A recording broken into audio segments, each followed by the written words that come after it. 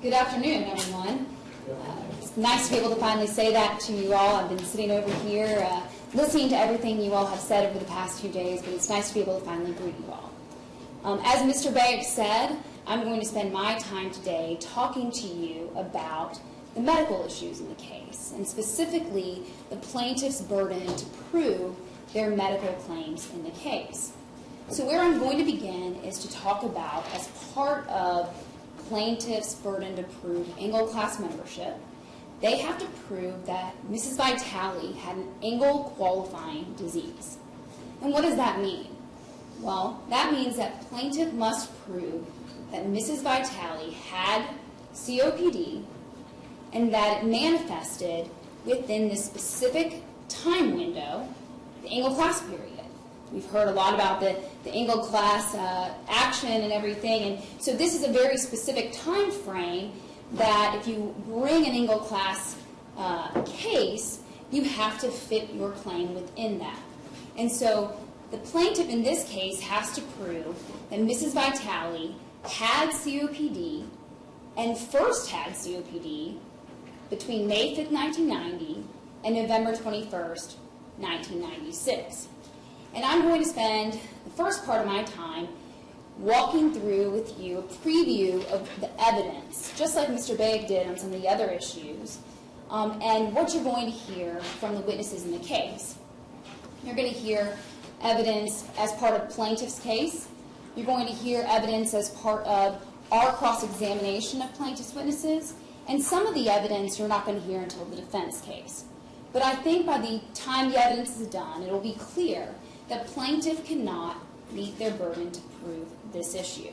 And that's what I'm going to cover in my time with you today. Now, this is kind of an outline of the points I'm going to make, but plaintiff cannot meet her burden to prove that Mrs. Vitale had an Engle qualifying disease based on these 2 points. The first point is that Mrs. Vitale never met diagnostic criteria for COPD before November 21st, 1996. As we just discussed, that's the cutoff for the Engle qualifying disease. And I'm going to talk about some of the evidence on that point. The second point is that even after the Engle class period, we do have some evidence that sheds further light on whether Mrs. Vitale had COPD within the Engle class period. And you're going to hear that Mrs. Vitale had tests to diagnose COPD after the Engle class period that showed she didn't have COPD even as of that time. Instead, what they showed was that she had a different kind of lung disease, a lung disease called restrictive lung disease. And that's a lung disease that's not caused by smoking. And so I'm going to go through that with you here in a few minutes. First, I want to talk about the first point, right? And so as part of this point, obviously it's important for you to understand what is COPD. That term is thrown around a lot, and I'm not sure, many people even really knows what COPD stands for. But what it stands for is chronic obstructive pulmonary disease. And there are important aspects to that name that you'll have to evaluate here, see if there's any evidence of those things. Obviously, by the name, that this is a chronic condition. This is a chronic lung disease that fits within a larger group of lung diseases called obstructive lung disease. Now, obstructive lung diseases can be both caused by smoking and not caused by smoking. One example is asthma. Asthma is an obstructive lung disease. But COPD is a very specific disease that fits within the framework of these obstructive lung diseases. Another thing about COPD is that it requires obstruction. You have to have the O in the COPD, right? And what is obstruction? Well, you can think of obstruction like a blockage. It's difficulty getting the air out of your lungs because there's damage to your airways. There's a narrowing of your airways that makes it difficult to exhale. Now, in thinking about how to try to explain this, and sometimes I even have difficulty remembering exactly what it is, exhaling, inhaling, you can think of a balloon. And you can think about how you can blow up a balloon, and you can blow in the air pretty easily. But if you pinch the edge of the balloon as you let the air out, that restricts the air from getting out, and the air will come out more slowly. And that is kind of what obstruction is, that the people with obstructive lung disease have no problems inhaling. It's when they go to exhale that they have difficulty. It takes them longer to exhale. And so because of that, air is trapped in their lungs. They have difficulty getting rid of all the air out of their lungs. And so what happens over time is that it becomes harder and harder for people to breathe. And more air is trapped in your lungs. So you'll see what's called significant air trapping in your lungs. And I talked about how there are different types of obstructive lung disease. COPD specifically, as it notes, is progressive. It gets worse over time, not better. And unfortunately, it's incurable. But we can tell by tests for COPD how it's progressing. And what are those tests? Well, they're tests called pulmonary function tests. And why do you need those tests? Because, as we talked about, there are different types of obstructive lung disease, COPD and asthma. And you need tests, PFTs, to show what's COPD, what's asthma, and what are other lung diseases. So what you're going to hear from experts on both sides in this case is that it's undisputed that pulmonary function testing, PFTs, are required to diagnose COPD. What are PFTs? Well, PFTs are breathing tests. You can go into your doctor's office and you put a machine in your mouth and you exhale as hard as you can. What does that measure? Well, that is measuring how much air is getting out of your lungs, how fast you're getting the air out of your lungs, and how healthy your lungs are. And because it's measuring those types of things, you can tell what kind of problem, if you have any problem at all with your breathing. You can tell if you're having difficulty getting your air out of your lungs, such as if you have obstructive lung disease. And so, what do we know about this case and whether plaintiff can prove their burden with COPD? Mrs. Vitale did not have the recognized standard test to diagnose COPD within the class period. Within the time frame that she has the burden to prove Mrs. Vitale had COPD, she didn't have the test. She didn't have the test that lung specialists use to tell whether someone has COPD. And so, what evidence is plaintiff going to rely on to meet their burden of proof that Mrs. Vitale had COPD within the Engle class period when they don't have this objective, standardized proof? Well, you heard that there's a single notation in the medical records on November 8, 1996, by Dr. Liss, who you heard was Mrs. Vitale's primary care physician, where he writes COPD. You can tell just based on this date, this is 13 days before the end of the class period. And this is the only time COPD appears in the medical records during the Engle class period. So what does this record tell us? Well, not much. We can't tell from the record why Dr. Liss would have written COPD at this time based on the presentation. Now, Dr. Liss is a local physician in this area, but you're not going to hear from Dr. Liss about why he wrote COPD and what he was thinking when he wrote that based on what Mrs. Vitale was telling him at the time. You heard some mention of acute bronchitis at different times. But in this record, on this day, we have no respiratory symptoms reported to Dr. Liss. The only thing that is reported in the record or noted is wheezing. And what is wheezing? Well, wheezing is not really a symptom. It's what is called a sign. And the difference between signs and symptoms are that signs are things that doctors observe about a patient, whereas symptoms are things that the patient actually comes in and reports to the doctor. So there's a difference between the two. And why is that important? Well, because signs, like anything that is from doctor to doctor, is variable.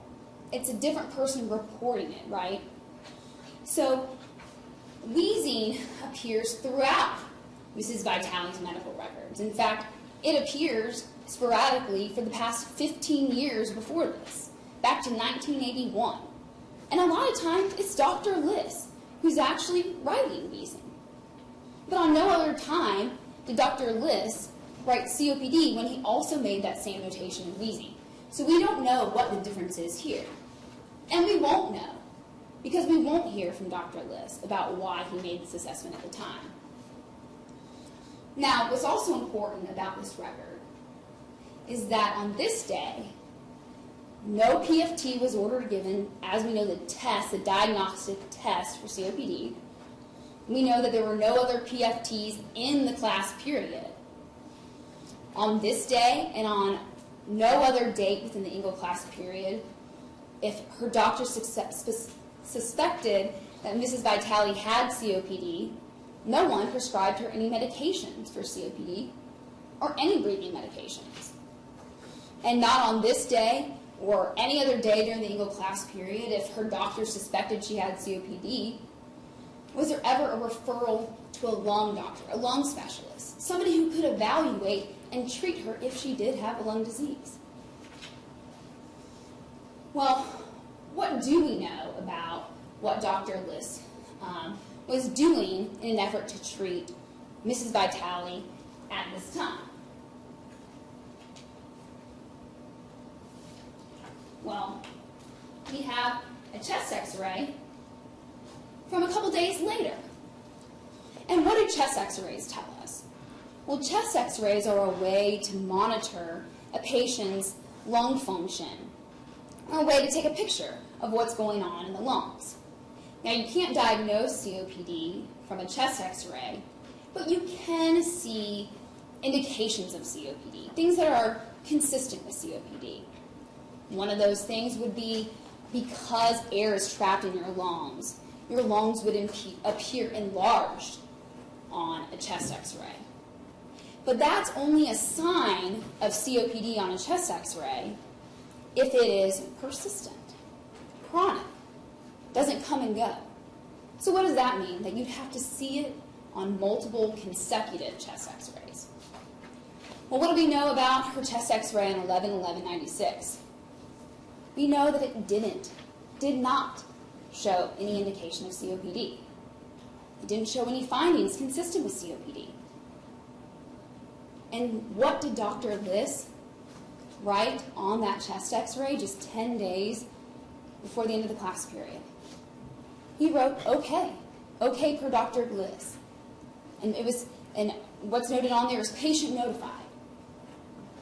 So what does this tell us? This tells us that after Dr. Liss looked at a picture of her lungs, he thought they looked okay. We have further evidence about what was going on with Miss Vitale at the time. In fact, we have Mrs. Vitale's own words about her condition 10 days before the end of the class period. Mrs. Vitale was a very meticulous record keeper. She kept a medical journal, a meticulous medical journal, for decades, noting doctor's visits, testing she received, medications that she went and filled.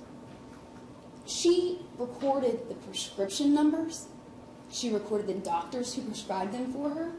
She recorded where she went and filled them, and she even recorded the price. Very meticulously done.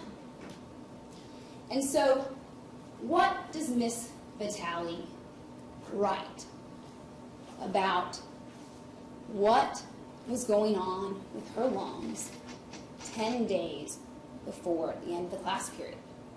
This is the time that plaintiff bears the burden to prove that not only did Mrs. Vitale have COPD, but that she was suffering symptoms of COPD. Did Mrs. Vitale write, I'm suffering symptoms of COPD, suffering with COPD, suffering obstructive lung disease? No. Mrs. Vitale, 10 days before the end of this window, wrote, all's well. X-ray chest, all's well. And that tells us a lot about what was going on with Mrs. Vitale and her health at this time. So that's the nature of the evidence about Mrs. Vitale's, whether she had COPD before the class period, before the end of the class period. But we can also, like I said, look at evidence after the class period to evaluate whether she had COPD before the class period. Because, like we talked about, COPD being a progressive disease, you'd expect that she would have COPD after the class period if she had it in the class period. And so what we see is, as I've told you, when Mrs. Vitale finally underwent those pulmonary function tests to see whether she actually had COPD, it was discovered that she had a different type of lung disease, a lung disease called restrictive lung disease. What is restrictive lung disease? Well, it's kind of the opposite of obstruction. Instead of difficulty exhaling, it's difficulty inhaling. And why is that? It's because there are changes having to do with your lungs or changes impacting your lungs and your body that restrict your lungs from expanding. So to go back to that balloon analogy that we talked about, that would be like somebody, I guess, holding or squeezing the balloon while you tried to blow it up. And you wouldn't be able to get a lot of air in there because it would be restricted. And that's what somebody's lungs are like who have restrictive lung disease. And there are a lot of causes of restrictive lung disease, like scarring, infections, osteoporosis, things that impact your lungs and your breathing. But it's undisputed that smoking is not a cause of restrictive lung disease. Now, going back to talking about pulmonary function testing and why it's so important. Lung specialists use it as objective proof, objective data as to what kind, if any, problems are going on with your lungs. And why is it particularly important when you have a question of whether someone has obstructive lung disease or restrictive lung disease? Well, it's important because the symptoms are the same. A doctor can't just evaluate a patient and hear their symptoms and say, oh, you've got obstructive lung disease or you've got restrictive lung disease, because they present in the same way. So a doctor has to have these lung tests to be able to evaluate whether the person has an obstructive lung problem or a restrictive lung problem. Well, what do we know about Mrs. Vitale's lung tests? Well, we know she had multiple PFTs after the end of the class period, after November 21st, 1996. But all of the experts will agree on both sides that based on the data that is shown in PFTs, the objective, verifiable proof in those PFTs, the PFT data, none of them were diagnostic of COPD. None met the recognized standards for diagnosing COPD. You're going to hear how COPD is diagnosed. It's diagnosed on these PFTs by looking at the measurement called the FEV1 over FVC ratio. And that has to be less than 70%. What is the FEV1 over FVC ratio? Sounds kind of complicated. But really all it stands for is how much air you can get out in 1 second. So the FEV1 is the amount of air getting out in 1 second over the FVC, which is the total amount of air you get out. So it's evaluating how fast you get air out of your lungs, which would show if you're getting air out more slowly, you could have obstruction. And so if you have a ratio that's less than 70%, that would show obstruction. And that's a hard line test. And why? Because it's important that physicians aren't just seeing smokers who have symptoms and saying they have COPD and then treating them with medications for a disease they don't have. Because those medications that they treat them with could put them at further risk for other things. And many smokers don't have COPD. That's another thing you're going to hear from the experts. So it's important that the PFTs meet this requirement. What did Mrs. Vitale's PFTs show? None meet that requirement. None even come close to that 70% threshold. And what does that tell us? That tells us that Mrs. Vitale did not meet diagnostic criteria for COPD even after the class period. Even in 2002, a few months before she passed away, she never met diagnostic criteria for COPD. And what does that tell us? That if she didn't have COPD after the class period, she couldn't have had COPD in the class period because it gets worse, not better. Now, what does it take to show restriction on PFTs? Well, restriction is seen on PFTs if that ratio is over 70%. But both of the numbers are both below 80%. So they both come down and the ratio goes up. So what do her PFTs show? Her PFTs show restrictive lung disease, and it's even marked on the PFTs. And you heard earlier, there's not really going to be a dispute in this case about whether Mrs. Vitale had restrictive lung disease. Mrs. Vitale had lung problems at some points in her life, but they weren't caused by COPD. They were caused by this restrictive lung disease. And this restrictive lung disease is not only demonstrated, as you'll hear, by the PFTs, but it's also demonstrated by her medical history and her x-rays and CT scans, and you'll hear the experts talk about those. So that is the evidence as to whether plaintiff will be able to meet her burden of proof to prove she had this angle qualifying disease. And at the end of the case, when you evaluate all the evidence, it will be clear that plaintiff cannot prove that Mrs. Vitale had COPD and that she first had COPD within that specific window, May 5th, 1990 to November 21st, 1996. Now I just want to spend a few more minutes before Mr. Bennett gets up here talking about this issue of cause of death. This is not part of class membership. It's actually a different question, but since it deals with the medical issues, I'm going to address it over the next few minutes. And what is plaintiff's burden to prove cause of death? Well, plaintiff must prove that COPD, lung cancer, or both were legal causes of her death. What does it mean, legal causes? It means that they substantially contributed to bringing about her death. And what does this require? Well, it requires plaintiff to bring you evidence about what was going on at the time of her passing, what conditions she had, whether she was going into the hospital, information about her health. And so I'm going to preview the evidence that they'll bring, or really the lack of evidence that they'll bring on her cause of death. First, on plaintiff's claim that lung cancer caused her death. Well, you've heard that the parties both agree. Mrs. Vitale was diagnosed with stage 1 lung cancer in 1999. And so because of that, because she was diagnosed outside of the class period, you cannot consider lung cancer as part of her claim that she's an Engle class member. Lung cancer would be separate and apart of any claim for Engle class membership.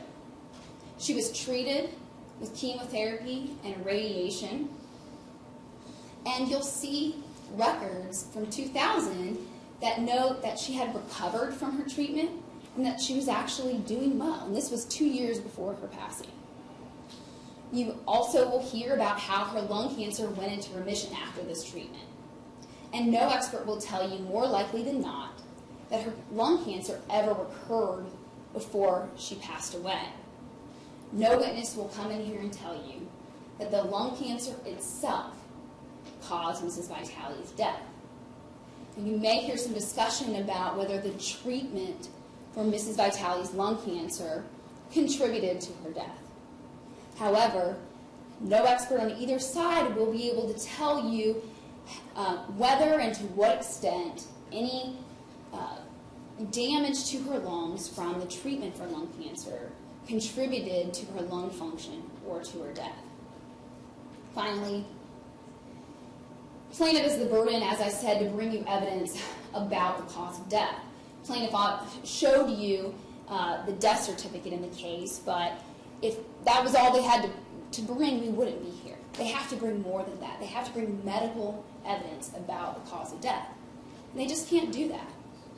There are no medical records from the last 3 months of her life. And she had other conditions going on that were impacting her condition. But there are no medical records from the last 3 months.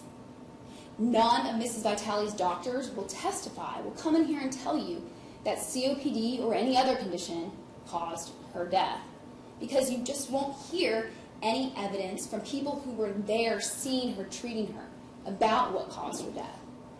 And finally, you'll hear about the importance of autopsies, about how death certificates can be wrong, and that it's important to have an autopsy to determine what really caused a person's death. But no autopsy was performed in this case to figure out what was going on in Mrs. Vitale when she passed away. So for all those reasons, I submit to you at the end of the case, the plaintiff will not be able to bring you the evidence to prove their burden on cause of death. Thank you, ladies and gentlemen, for your patience with me and for giving me your attention. I look forward to trying the case in front of you, and I'll allow Mr. Bayek to come up and finish his discussion with the rest of the issues. Thank you.